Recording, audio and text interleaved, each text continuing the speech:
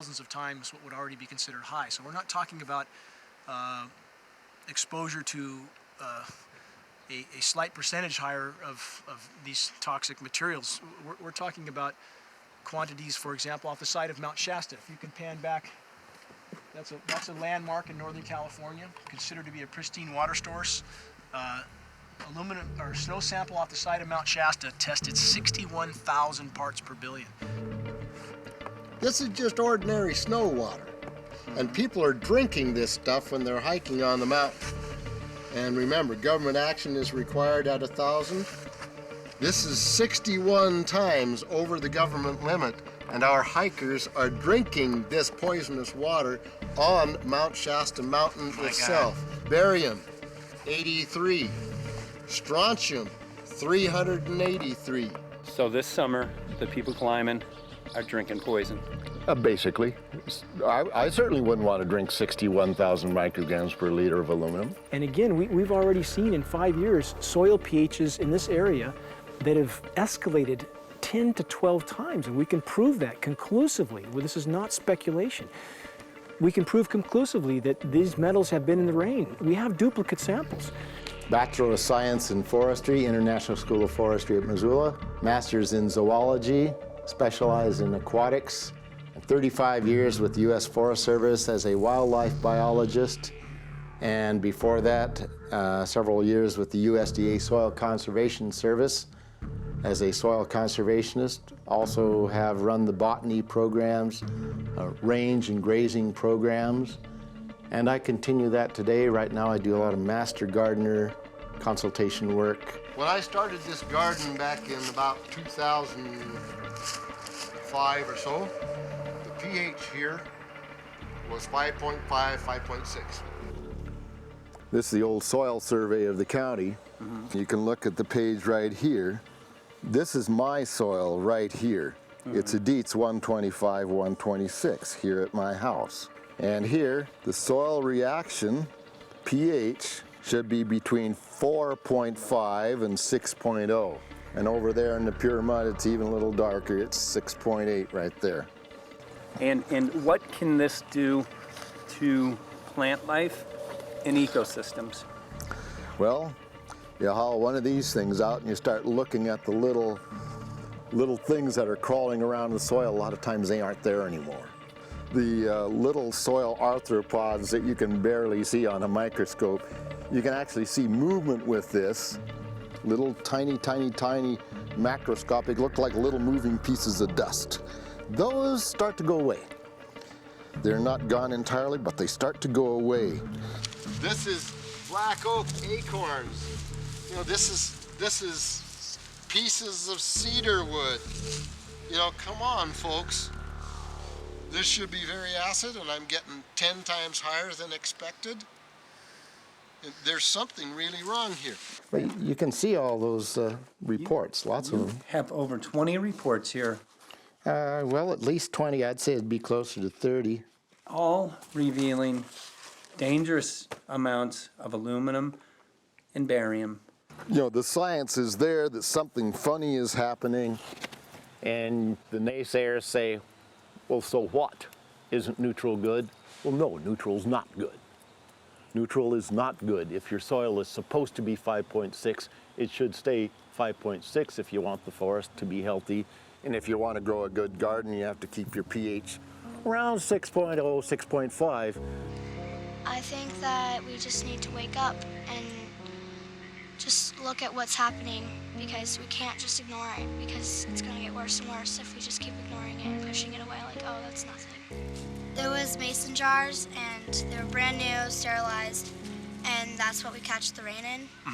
And then there was a HEPA filter that we tested the air with. Okay, so you caught rain and then you basically filtered air. What did you find? Aluminum and barium. Here's another test that's revealing 375,000 parts per million aluminum, barium at 3,000, 90, strontium at 345. Yeah, that's from a lined pond. With EPDM fish-safe pond liner, there is no chemicals, manufacturing materials at all in that pond liner that's available to the aquatic life. It's designed for that purpose. The well that feeds this pond has been tested and retested. ND, no detectable aluminum, 0. The only other place this pond can receive water is rainfall. We are located on a filtered, forested hilltop, miles and miles and miles away from any industry, highway, and so forth. After several heavy spray days, there was a film that we received formed on the surface of the water, and we tested that crust, and it was aluminum and barium. That after a year and a half's accumulation had 375,000 parts per billion of aluminum in it. It's literally toxic. We can say conclusively that what we see in the sky matches expressly what's outlined in numerous patents, and the materials on the ground match those patents. This material was not there 5 years ago. It is a recent phenomena in the quantities it's in. It has escalated in some cases 50,000% in 5 years in the case of aluminum. From our original baseline reading of 7 parts per billion, which was already high, it has escalated up to 50,000% in 5 years. And we've seen profound changes in that time. Dr. Leonard Time, PhD in chemistry, I cross-checked with him, and he says the oxides of aluminum, barium, and strontium will drive your pH into the coastal, from an acid soil like this up into the neutral. There's no question about it. And that's exactly... That's exactly what you see happening. Wow. I have a doctorate in inorganic chemistry from Oregon State University, in which I was working with different metals and oxidation states, and then did a postdoctorate work at Brandeis, where I was working stabilizing off oxidation states of different metals. The goal is to sort of figure out how everything fits in the dynamic equilibrium of life. I was working with Francis up in Mount Shasta, and he showed me some rainwater analyses that had to do with levels of aluminum, strontium, and barium in the atmosphere. So I feel the major toxin in these chemtrails is the aluminum. And from the levels we were looking in at Mount Shasta, this is totally, totally unacceptable. When you get to metals and biological systems, you're no longer talking about the bulk aluminum that people think about when they're drinking from soda pop cans and that. So once it gets to the aluminum oxide stage, it just forms a plaque within your arteries and shuts down life. When you take elements that normally aren't out in the environment and you start putting them in the environment, it raises some serious red flags. Aluminum is a very specific nasty in biological systems. It takes that site and it never lets go, and it shuts down the site, and that's it. And so as you accumulate aluminum over time, it causes major neurological damage because it ends up as aluminum oxide that's essentially stuck in place and can't be flushed out by normal systems. At the core of everyone's condition, there's always some level of toxins. And aluminum is known to have cancer-causing effects. The half-life is decades. I think that we should be working on taking more of these toxins out of our environment instead of adding more toxins in. It's very concerning that if we add more toxins to our environment, that will be increasing the rates and risks of cancers. Even one patient is not worth it. So sad that they would consider putting aluminum in our environment to affect something when they could be causing so much more damage. Wherever the material is coming from, it is there. The amount of metal falling on us cannot be disputed. Absolutely, this is not speculation. The amount of metal in the last 4 years, as I said, have increased to a degree of thousands of times, and California Air Quality Resources Board has studied the aerosols from China. These metals are not amongst them. Mike, the reason I've chosen to focus so primarily on this issue is I feel all other issues are secondary. What could be a greater priority than not being able to walk out your door and take in a breath of air without sucking up heavy metals? If our land base is being poisoned, if our waters are being toxified, what will we have left to work with? Whatever we choose to focus our time and energy on, whatever our political beliefs, that this is a common ground for all of us. We must have air that we can breathe that's not full of toxic chemicals and metals. We must have water that's not completely laden with whatever is being emitted from these aircraft. And if people stopped to consider that the atmosphere is as thin as a layer of paint on a basketball, it is an extremely thin layer that allows life to exist on this planet, to simply treat it as a physics lab and experiment with it until it is broken beyond repair is folly of unbelievable proportion. And if people understood that this sort of experimentation not only is going on, but has been going on for a very, very long time. Going back 50 years, there's been countless climate manipulation, weather modification programs that the vast majority of the public is completely unaware of. And if they think that this is not true, that certainly that somehow they would have known if it was occurring, I would ask them to look at things like Agent Orange and the things that governments do because they can, because there's no one to stop them, because they have these huge military machines that want to control everything. And in fact, the government's own document, perhaps you may have seen, it's available to any online, is called Owning the Weather, an expressed goal of our government, and not just our government. You told the Associated Press that the American government has created weather tampering techniques so that the New World Order will be able to starve millions of Americans and to control the rest. There is weather control techniques. Number one, the entire patents on the equipment. Number two, Senator Claiborne Pell's complete statement and story of his own that not only does it exist, but that we even utilize it as far back as the Vietnam War. Well, Murph, We're going to do what we can. let's see what we can do. You got the scientists behind you. The scientists are with you, so at least this scientist is with you. I may not have $1 million budget, but I've got enough to show that something's dreadfully wrong. You got it. All right. So Arizona will be this Monday, the 21st. Senator Johnson up in Show Low. So we're going to be in the car a long time.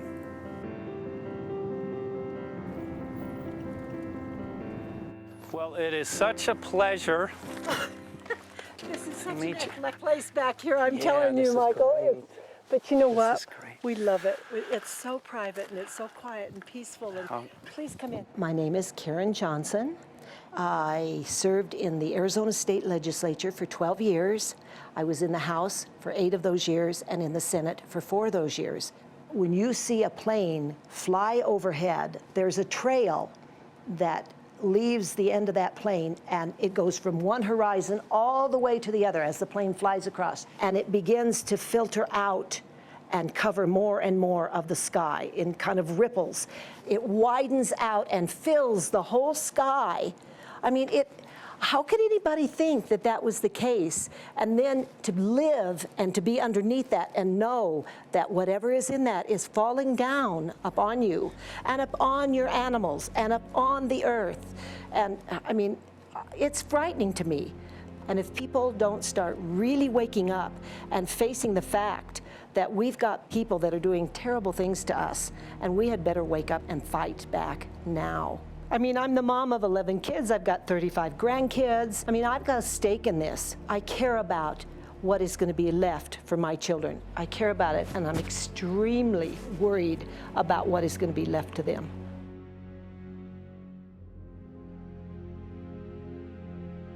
Aluminum is toxic, and we know that it's accumulative. And we know that we're getting more. So we're absorbing it in the air, we're drinking it in our water, so we are accumulating more. So the thought of more aluminum being dispersed in our environment in the way that you mentioned is very frightening to us and very disturbing to us. Those of us who have done any research on this are really quite concerned that we are ill-informed about this issue, and mostly that it's being done. Aluminum is toxic. We know that it is. We can debate as to the amount of toxicity that is going to be disturbing the body, but as far as really accepting the fact that it's accumulative, it's synergistic, then we have to conclude that it's not a good idea to put it in our atmosphere, especially when we know we're getting increased amounts, and especially since we know that the scientific communities around the world are pointing a finger at the heavy metal toxicities at the toxicities that we're absorbing in the day-to-day food that we eat and the air that we breathe. The concern is off the charts about why is this happening? Why is this being allowed to be sprayed continually all over the United States, all over the world? Who is paying for this? I mean, the incidence of Alzheimer's has just skyrocketed, which evidently has to do with an accumulation of aluminum in the brain cells. I mean, I think almost every family has been touched by a member as they get older having Alzheimer's. And it's a horrible disease. And to say that, well, this just came because people drank soda pop out of aluminum cans, you know, when my father passed away with Alzheimer's and he didn't ever drink soda pop, you know, that explanation doesn't ring true with me. And so I'm wondering, how much did this chemtrail spraying back in the Illinois area affect him? Aluminum and fine metal is an accelerant. A friend who's a firefighter up in Pine, Arizona for 20 or 30 years says that the wildfires now that they're fighting are way beyond anything they've seen before in intensity. And when you look at the air samples and you see the fine particles of aluminum, which is very flammable, and magnesium settling on the trees, this is causing unprecedented savage wildfire.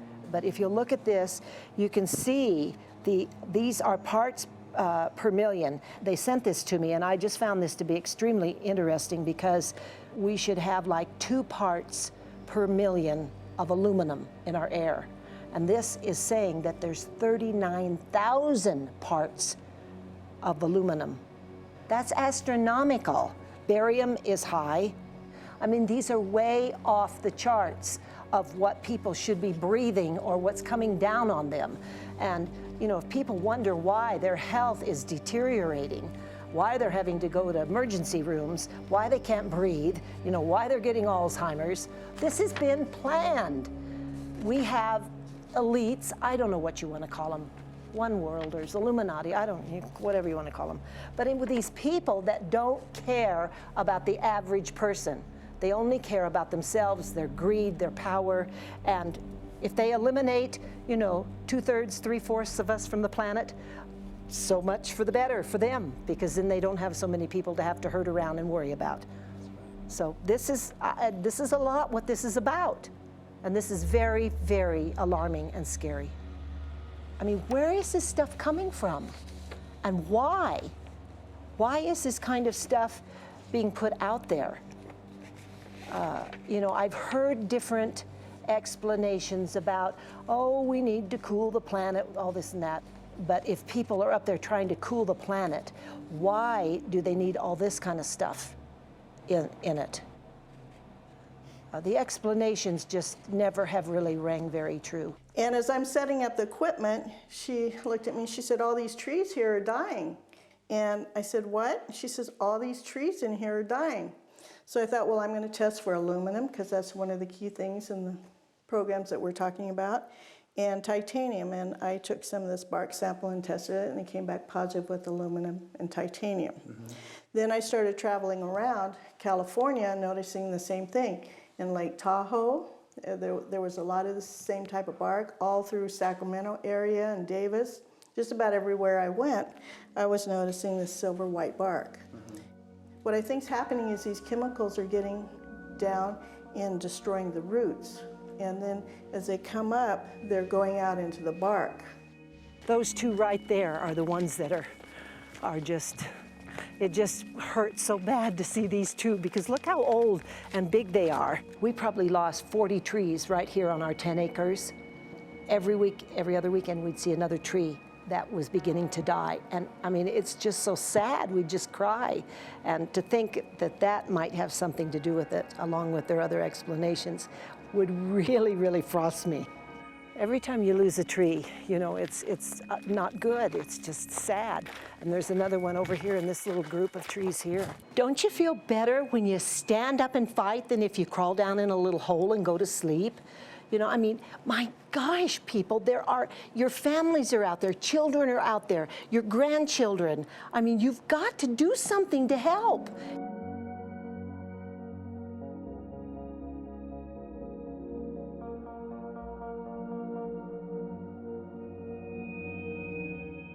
My greatest hope is to get people to question, and hey, if they don't wake up while we're there, I'm hoping to plant some seeds. We're going to the most beautiful place on the planet, Hawaii, to see what's going on, collect some data.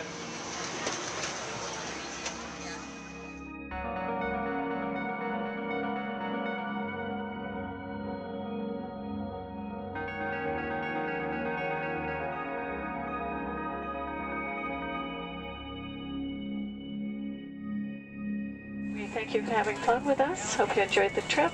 Have a great vacation and welcome home if you're lucky enough to live here. Thank you.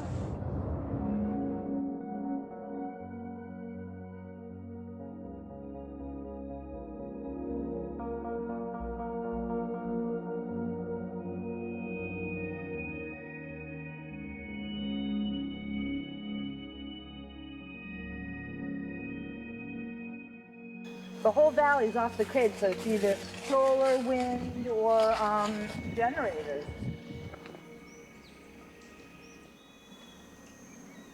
Look at this, man.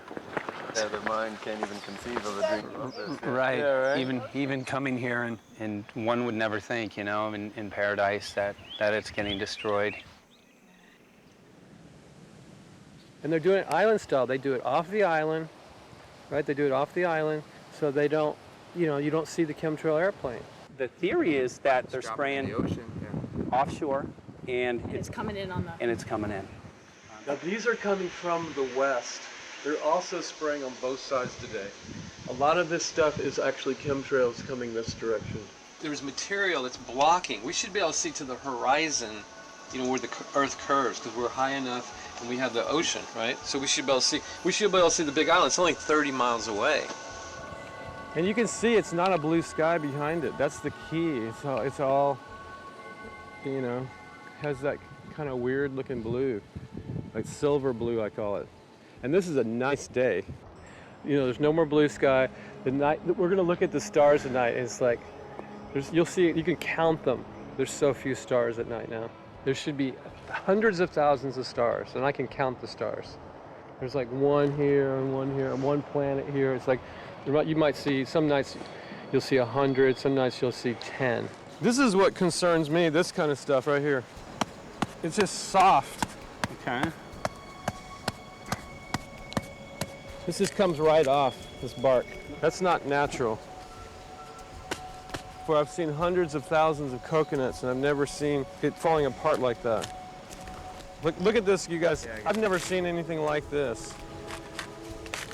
I used to trim trees all the time on the Big Island. I've never seen anything like that. That's why I'm concerned. Not an easy task that you have here on the island. I could see the skepticism because it is so far beyond anybody's reality.